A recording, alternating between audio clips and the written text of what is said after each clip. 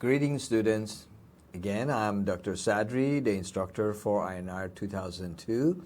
And what I'm going to do today is I'm going to focus on Chapter 5. Chapter 5 is a very interesting chapter because, again, it has a historical perspective just like the previous one. But this one really covers the period from post-Cold War period all the way, to now. You know, the post-Cold period, as you know, started immediately after Cold War ended, and it brings it all the way to present. So you see that the chapter toward the end of it actually mentions all the way to the beginning of basically Biden administration and some of the development and everything. So that was one of the other reasons I wanted to choose this book for you, because among all the other international relation books, this is the most updated one ever. Now, what are some of the things that you need to know? There are, first of all, a few things that I would like to summarize in terms of the main points of the chapter. You need to know that how world politics has changed, you know, since the Cold War.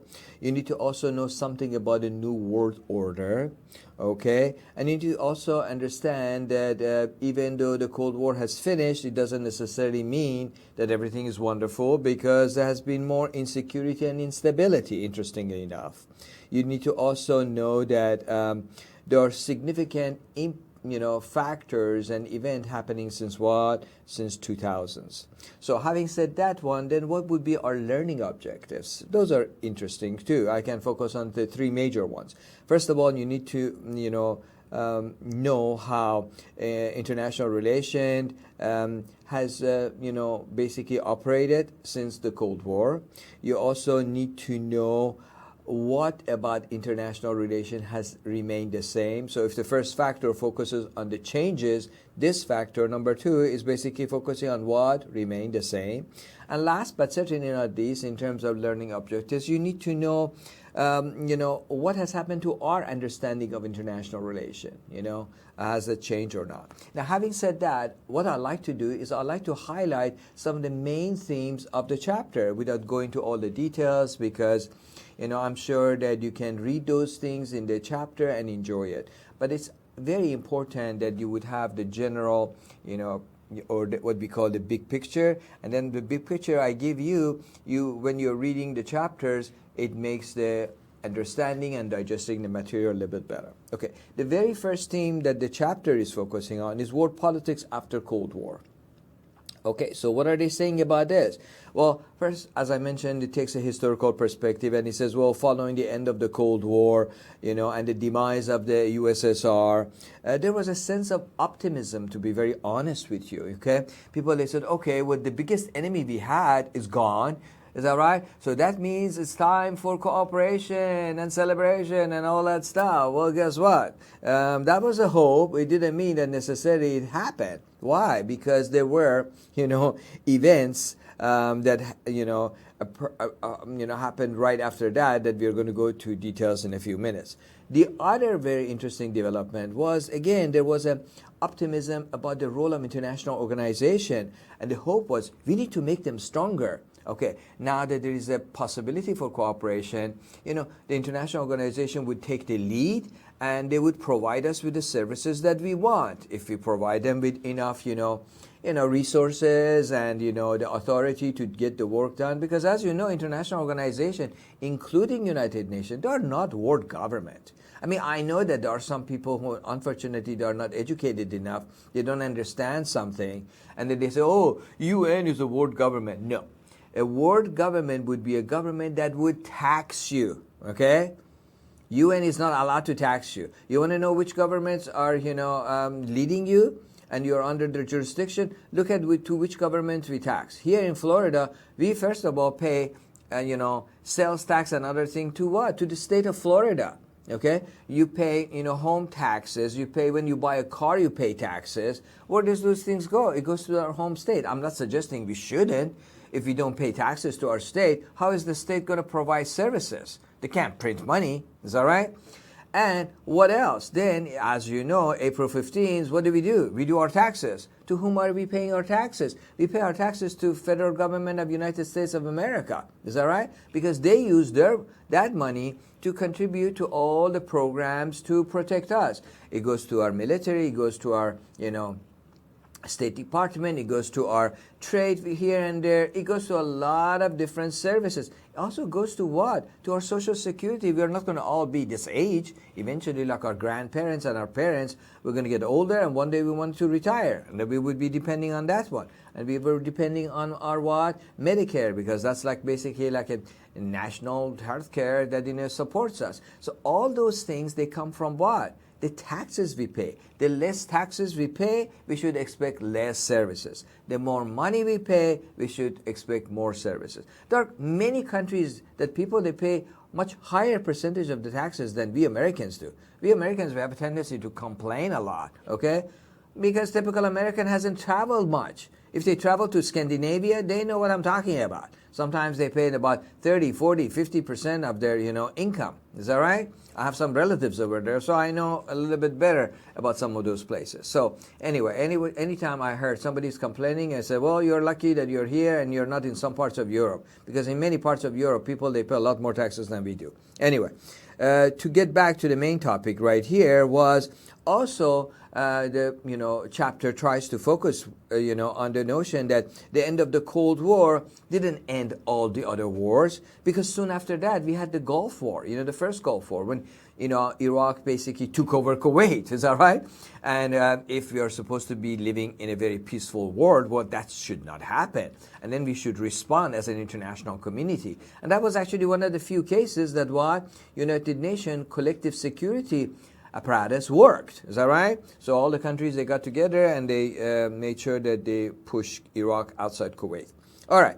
What's the next topic that they focus on? They focus on the topic of the general impact of the end of the Cold War on the world politics. Okay.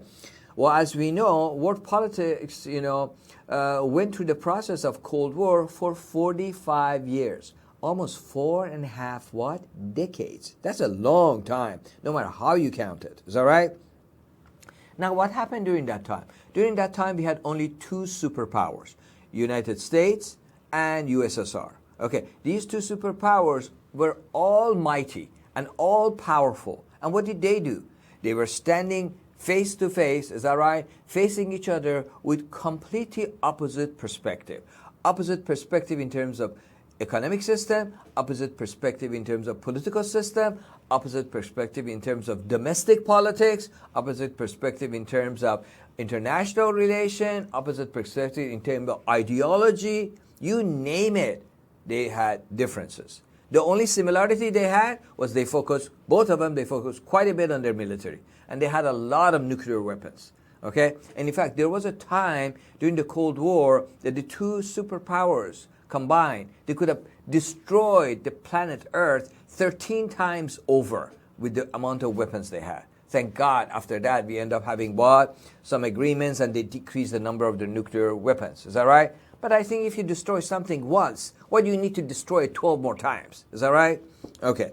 So these are some of the things that they wanted to make sure that we are communicating. Now, what happened after, the fall of Berlin Wall? The Berlin Wall, as you know, fell in November 1989.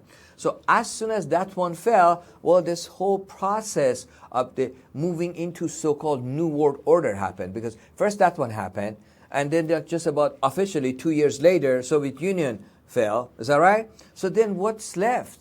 A lot of people have said, well, look, U.S. is the only superpower in the world. Now, this remained for a few years, but then what your textbook authors, they communicate is not really 100%. So here I'm going to present some point of view, which is a little bit different.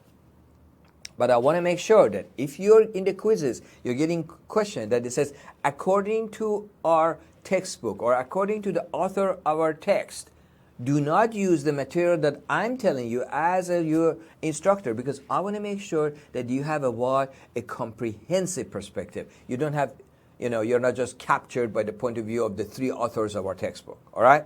So your authors, they see one superpower, and they see it for a long period of time. In reality, if you get technical about it. In the world, we still had two superpowers in military terms. Still in military terms, what became Russian Federation and U.S. or America, is that right, had the most amount of nuclear weapons and largest military. So military-wise, we're still two superpowers or bipolar system. If you look at it from a political and diplomatic perspective, yes, because Russian Federation has lost all its clout or political influence. It was the influence of the U.S. U.S. was everywhere. Is that right? All the region, all the organization, etc. What about in economic terms? Well, in economic terms, Soviet Union fell apart, yes, but U.S. was growing, and then U.S. at that time started creating these regional organizations with Canada. You remember NAFTA? Is that right?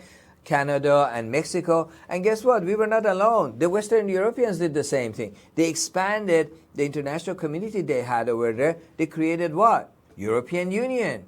You see what I mean? And we were not the only one. The other great powers in the world, economic powers, Japan, is that right? Japan started investing tremendous amount of money in many southeast states. So what happened? Because there were products that Japan was making, and the value of the Japanese labor was going up. If they wanted to price it based on the Japanese, standard of living, we could not afford it. It's very expensive.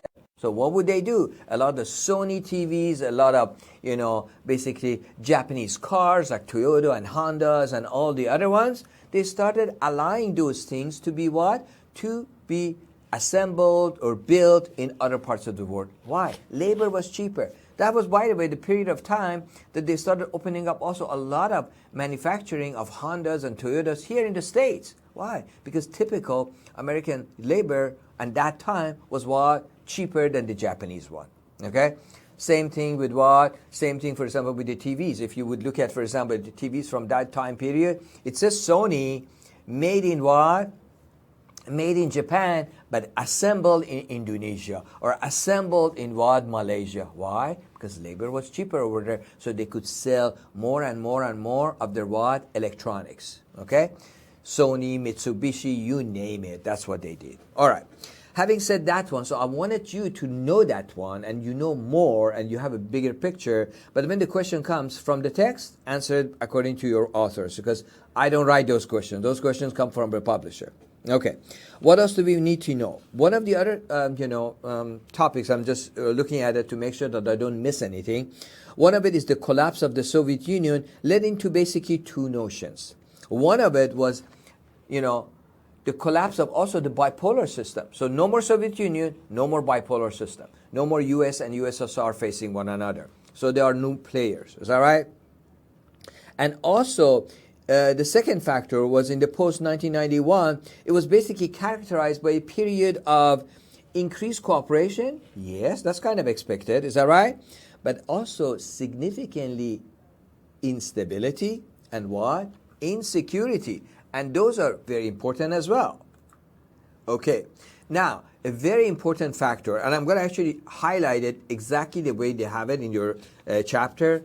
One of the very important part of your chapter, after what I just mentioned a minute ago, is the 5 key development after what? After Cold War. Please pay attention to that. I'm just going to highlight some parts of it. There are more details about this one in the PowerPoint that I put for you. The first one is the international spirit of pro-democracy values. That's a very important one. The next one is the dozen new countries were appearing out of nowhere. Is that right? Some of them were the former Soviet republics. Soviet Union divided into 15 different republics. Okay? And then after that, we also had the demise of what? Yugoslavia. Then what else? Then we can see also a little bit of an advancement from basically even it started earlier, but really after the Cold War, advancement of the democracies. The number of democracies in the world increased. All right? Another very interesting development was the advancement of the economic neoliberalism. In other words, new version of what? Capitalism. Is that right? And then last but not least, the fifth one, sustained attempts to develop regional organization. So this is very interesting because not only there were optimism about, cooperation at the global level, but the hope was also maybe we can do this one at the regional level. All right. So what are some of the other topics that your text emphasized? Oh, they talked about the collective impact of the 5 factors or developments together. Yeah, that makes sense. Okay. In that regard, the post-Cold War changes did not lead to more necessary just cooperation and peace. There were also the other side of it. There were some differences and everything too. All right.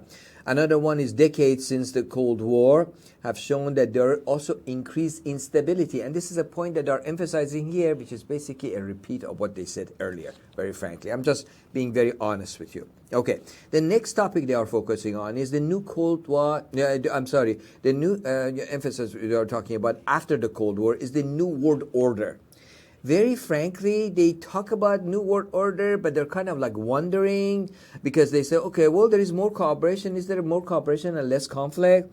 And then they started talking about all these different issues. Like, for example, yes, well, maybe we should consider 3 different factors in that regard.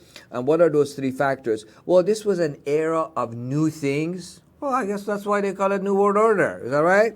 Then they were also, so that was their factor num. The second factor was changing the setting of the circumstances. Is that right? So in that regard, everything, which became more worldwide. Well, we have a term for more worldwide. Basically, we refer to it as global. So we see more global tendencies than just focusing on the previous period, which mostly focused on regional one. Is that right? To a degree.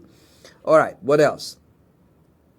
Then the third factor focused on the idea that the old bipolar order, is that right, was basically replaced with this new order, whatever it is, which obviously seems like it's not all organized, it's kind of chaotic. Fine.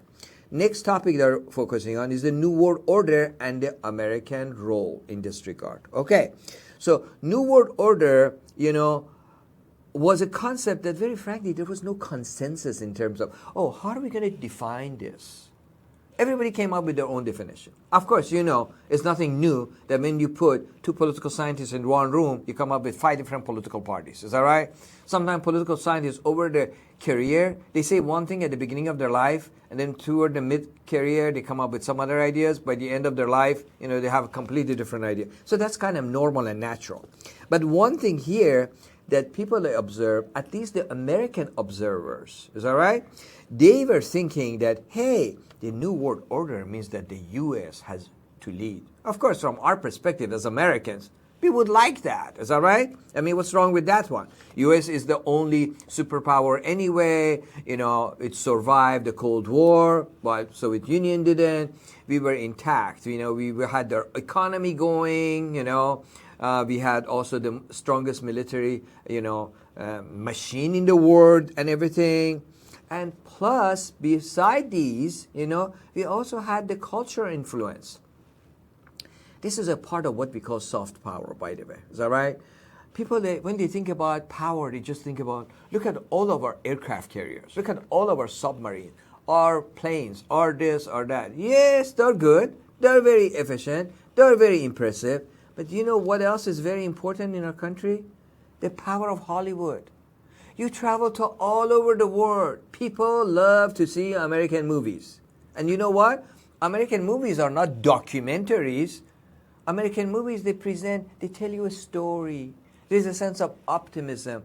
They're projecting values. Whose values do you think we are projecting? Martian values? Of course, we are projecting our values as American. So Hollywood, is that right? And the culture of us Americans gives us tremendous amount of what? Influence around the world. And that's important. Why? Because we don't want to always be a policeman of the world. People, they don't like policemen anywhere in the world. If you act like a policeman, they're going to say, go away, go back to your own country. But what? Who's going to say, I don't want to watch American movies? Most of their, performers, most of their, artists, most of their actors and actresses are American. It gives a what? Notice that even we get some of the best actors and actresses from around the world, from Australia, from Canada, from Europe. They all come here, from Latin America. from Africa, from Middle East. They come here because we have a very powerful industry right here. It provides us with soft power. And what do they advocate? They advocate a lot of our values. I'm not suggesting every one of the movies, but majority of them do. Okay. What are some of the other topics that they're talking about? Well, they say that we had this culture influence, but two very unpopular events. One was the invasion of Afghanistan in 2001. When the other one was invasion of Iraq, decreased our what? Influence. Yeah, decreased our influence, but we still were very powerful. Okay. The next topic is the change and change and insecurity and instability. And this is what they're talking about. They say that Cold War, with all its problems, it created a system which was stable.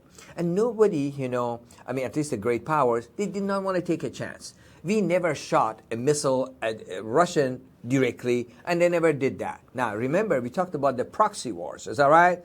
There were times in Africa, in Asia, in here, in there, American and, basically Soviet, allies, they fought one another. And when they fought one another, how did they get support? They got support from their own superpower. The communists and socialists, they got, support from Soviet Union. The capitalist and pro-democracy one, they got support from what? From us. So that was how it was done. All right. So it created that type of situation. But at the same time, there were problems. There were problems associated with democracy. There were problems associated, limits to the democracy, problems with human rights violation. You see, these are issues that were not resolved. They still have not been resolved, okay? And we are decades after what? After the Cold War. Then they also talk about the first decade of, the 21st century. Very frankly, we started seeing some very, very dangerous trends. What are some of these dangerous trends? We started seeing, for example, the development of right-wing populists. You know what those guys are? Right-wing populists. Those are the people who, before World War II, they basically helped fascists like, Hitler and like Mussolini to get power in Germany and in Italy. Also, there was an increased sense of what? New nationalism around the world. And last but not least, there was more international insecurity. So having said those, and mention and emphasize those factors, then your book goes to, you notice that, is that right? A number of case studies. I just read the case studies and I highlight them, and then I'm hoping that you go and read it more in detail. Is that right? I'm not going to go cover every single word, okay? Here we go. The first one was the economic, the great economic crash of 2008. Well, between 2008 and 2010, there was a major crash that people sometimes they underestimated. Frankly, that was the most serious issue we had since what? Great Depression. So this led in the U.S. to loss of the jobs and everything else. How did it start? It started by mortgage, by a lot of greedy banks giving all these loans to lower income people who could not afford it. Poor things, they could. The first year they afforded it. The second year they barely made it. The third year, you know what I mean? By the fourth, fifth year, they could not keep up. Especially with the type of, loans that those banks they gave. How does the bank make money? That's how they make money. But you need to make sure that you give this kind of loan to people that they can afford it. They can live. Guess what? A lot of people, they went bankrupt. There was a lot of suicide. The birth rate in our country decreased. It was horrible. It also affected our economy. All right. So that was one of the things that I wanted to emphasize. Now, what is one of the other case studies? The other case study, they talk about the Asian century, which was the post-2008. Well, 2008 to 2010 was tough years for us Americans. Well, guess what? It was pretty good in some parts of Asia. No, some other parts of Asia, they got, also hurt as well economically. But for China and India, it was great years. They started growing like crazy. So that's what that case study is all about. The next case study is the Europe and the right-wing populists in the 2010 and after. Is that right? That's what I was telling you about. I'm just going to mention the countries so you remember some of these things that has happened, because it happened in some countries. In some other countries with election, it didn't happen. The fascists, they basically got pretty close up, but thank goodness they didn't win. But unfortunately, they started having tremendous amount of influence in Italy, in Hungary, and for a period of time, actually in what? In Poland. All right? Now, the next event that we're talking about is the Arab, uprising, which became known as what? Arab Spring, from October 2010. We see a number of uprising all over Arab countries. It started in Tunisia, is that right? And it started with a poor little, panhandler. He was actually, he was an educated person, but he couldn't find a job, is that right? So he became a what? He started selling fruits and veggies. And then the police around started bothering him, and I guess they were pushing him to get some kind of bribe or something. And the poor guy didn't have anything to give. He said, "I just want to sell these things so I can make some money and go and buy some food for my kids, So nobody at home had died." So they pushed him so much, and he was so disappointed and everything else, he committed suicide. How did he commit suicide? He set himself fire in front of them. He didn't go to take a stone and throw it at the first government building, He killed himself. Oh my gosh. As soon as he did that, he killed himself. As soon as he did that started like blowing up, like worse than any kind of bomb you can imagine. People started saying, this guy didn't do anything. He was a peaceful person. He didn't do anything. He didn't have even money. He had a, honest job just to make some money and do what? And go and bring some food to his table. And this is what he's doing. That means that the system is corrupt. Is that right? So the first country that went to the changes was Tunisia. Then next door, almost next door, is that right? It went to also Libya. In Libya, it became a civil war. It went to Egypt, changed Egyptian regime. It went to Syria, became a civil war in Syria. You see what I mean? Oh my gosh, it went all over. By the time it got to the Persian Gulf countries, like Arab countries, all right? Like Saudi Arabia, a couple of other ones, what they did was, the king was rich. He basically gave a lot of money to his people. In other words, the Arab Spring, that's why he didn't succeed over there. But it's a very interesting case study. Next one that they talk about is the presidency of Donald Trump, our president during the 2017-2021. Okay. What they're basically focusing on is Donald Trump came into power, is that right, during a kind of very interesting period of time. This was a period of time that unemployment has started increasing, and some of the American industries were not being able to compete with overseas, and China's economic power was going up. Is that right? Okay, so he got in and he said, oh, I have all these plans and this and that. And of course, people would want to do what? They want to follow somebody who gives them some sense of hope. Not to say, oh, this is what it is. There is nothing we can do. You know what I mean? So he basically acted like a populist, like some of the European populists. And he won the election. He was surprised. People who were supporting him were surprised. Is that right? And of course, the rest of the country were surprised for like whatever period of time, the 4-year period of time. But, fortunately or unfortunately, depending on what your political perspective is, I don't have any perspective. Is that right? When I come to the class, I'm a neutral person as possible. Is that right? I don't bring my political point of view, and I don't want to make anybody liberal or conservative or whatever. By the way, I'm an independent person, which is, independent party doesn't even exist, all right? As you know, we don't have our own party or whatever. But the bottom line right there was Donald Trump in the election of in November 2020 was not able to succeed to get as many votes and everything. And I'm sure you have seen it on the news here and there that he actually contacts, the Republican officials in charge in Georgia and my home state of Arizona and a couple of other places. They took like about 60 cases or something. Unfortunately, from his perspective, fortunately from the perspective of President-elect, those court cases, they got to nowhere. And, so we end up having a new president. Now, the new president, the book doesn't talk about it as much. Biden, interesting enough, he made a lot of promises that many of them were actually different from the promises that President Trump has given. But in some area, he actually allowed those policies of Trump continued. So I'm very, very surprised when they say, oh, Biden is completely opposite of Trump. They don't know our foreign policy. They do not know. Biden, yes, he started negotiating back with Iran, which is what, for example, Trump, he basically tore the agreement and came out of it. Is that right? But when he's negotiating with Iran, he's putting the same pressures and actually even more on Iran that Iran signed the agreement for. You see what I mean?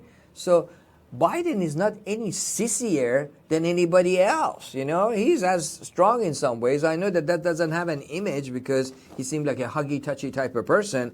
But you need to really consider that one. Take it with a grain of salt. And in some other areas, Biden has not been soft. Look at, for example, right now the war since last year with what? From February 24th of 2022, basically we have had a kind of, we don't like to talk about it that way. We've been supporting Ukraine. Is that right? Or where is Ukraine getting a lot of these weapons and everything? They're getting it from us and the Europeans. Is that right? So Biden did not say, okay, let me just ignore it. Okay? He didn't ignore it because we had, Republican presidents, George Bush, Jr., is that right? That in 2008, when Russia invaded Georgia, not our Georgia, Republic of Georgia, is that right? When they invaded that, what did they do? Nothing. Then we had in 2014, when Russia basically took over Crimea of, Ukraine, what did we do? Oh, just a little slap in the hand, is that right? But we didn't support, Ukraine to fight against, against Russia. But right now, we are basically doing that. Is that right? So do not listen to so much of some of these exaggeration here and there. Try to be a scholar on your own and study these things on your own and research it on your own. And do not become only, supporter of one news agency. Okay? The truth is somewhere in between. MSNBC, the most liberal one, doesn't have all the truth. Fox Point, the conservative one, doesn't have all the truth. The truth is somewhere in between. Watch both of the programs. Watch also other programs like CNN, BBC, this and that. The truth is somewhere in the middle because all of them, they try to give you the news combined with their own opinion. And you need to be able, that's what I try to train my students. My students should be able to separate facts from what? From opinion. What I call sometimes fiction. Is that right? Facts from fiction. Facts from opinion. Everybody is entitled to their own opinion. We live in a democracy. We are free to think anything we like to think. We are not entitled to our own facts. And that's very important. I'm going to finish the chapter review by highlighting the conclusion. In terms of the conclusion, they emphasized what? 3 things, which have already started with those factors anyway. They say the 3 key issues in these chapters are that there were many changes in international system after the Cold War. Wow, surprise, surprise. Is that right? Of course there were. But there were some factors that they remained the same. We know that one as well. And last but not least, our understanding of international relations end up changing based on that. Okay? That was the basically main part of chapter 5 that, basically went over what for you? Went over a lot of history, and it brought us all the way to the modern period. I hope you enjoy it. If you have questions, you know what to do. Send an email to me, Dr. Sadri. Thank you, guys.